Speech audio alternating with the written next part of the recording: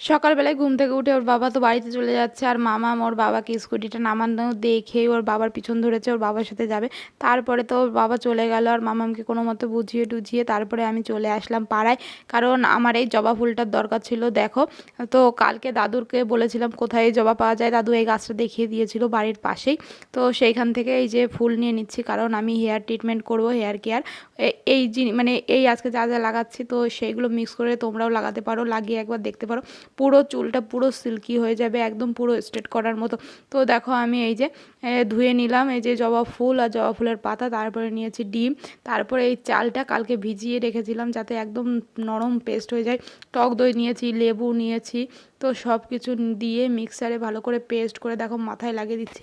আর আমি যেই লাগিয়েছি, আর আমার মামামের না খুব ঘেন্না, আমি এটা দিয়ে দেবো বলে মামাম দেখো কি পালাচ্ছে একদম, বলছে কি বাজে গন্ধ কি, তারপরে আমি নেবো আর আমার বোন নেবে না, তা তো হয়